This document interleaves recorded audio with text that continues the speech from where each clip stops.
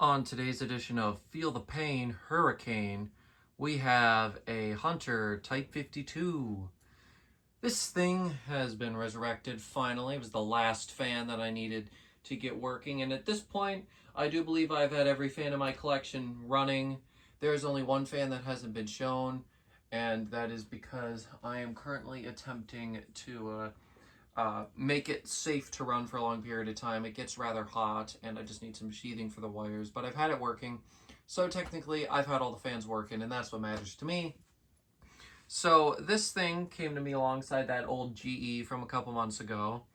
And this one was installed and being used quite frequently, but then it fell, the snap switch broke. I have it hot wired right now, and I'm using a solid state control. And yeah, we rewired it. I added new wires into it. I should say my friend did, and I helped. And then eventually I'm going to look for a 3-speed switch to put in this with a good way to mount it in there. But for now, I just wanted to make sure it worked. These blades and down rod are from that brass original right there. Since the down rod is unfinished, I figured I could use it. I got to buy some more pipes like that. And then the blades, well, I don't have any blades for this, and these are the closest match, and they fit pretty good.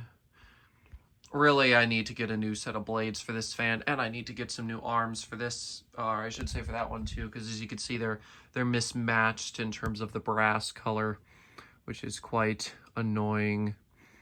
Here's the tag up here.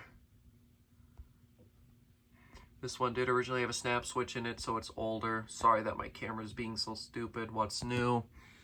And then same solid state control I was using on the old GE. I still got good speeds, so I didn't mess with it. This fan, I need to revarnish the windings. Some mice have chewed holes through part of the insulation over them, so definitely not the safest thing to run long term, but for a short video like this, it is fine. However, after that, I probably will only ever fire it up one more time to show the family, and then at that point, no more.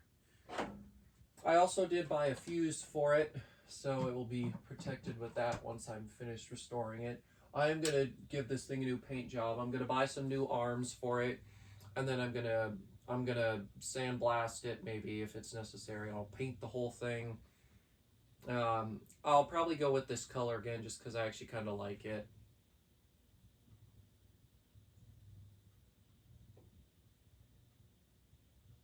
So there is low. I should mention I did have multiple 3-speed switches, but none of them worked, so therefore I couldn't use them. Right now, it's drawing 1.21 amps, 40.9 watts, and a third of a power factor. Now, the fan originally actually had a very unsafe mounting system. I still have it.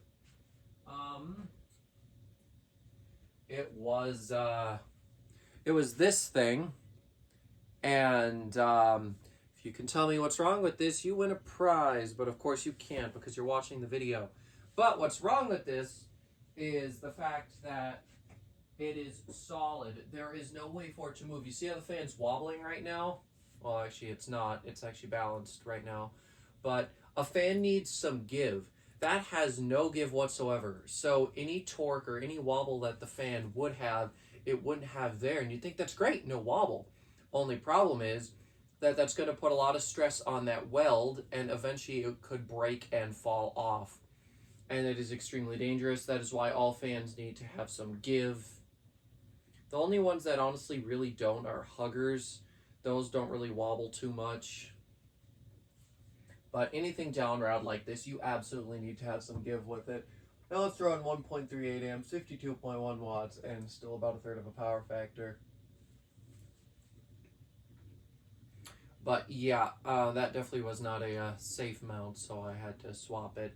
I do know of some other Hunters from around the same time period that are also installed very unsafely. Unfortunately, I don't know if I'd ever be able to get them if they come down. Me and my friend are trying, but it's harder than it would seem. Doesn't sound that bad. The thrust bearings just got a little bit of noise, not as much as some of the other ones I have. We're now drawing 1.57, 65.5 watts, and still about a third of a power factor.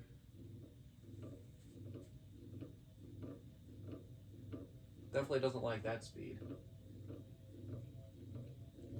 Turn it up a little more.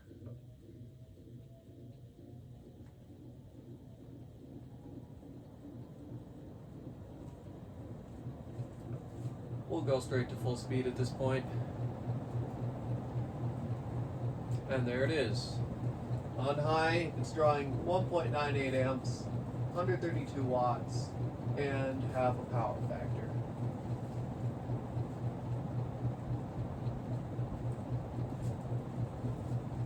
And yeah, it's a monster. Oh, look at that! It's blowing my box fan. Isn't that wonderful?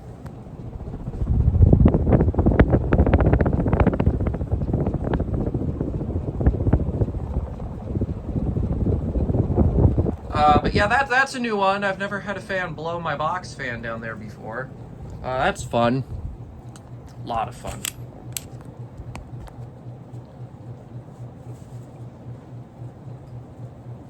Go ahead and do spin down now.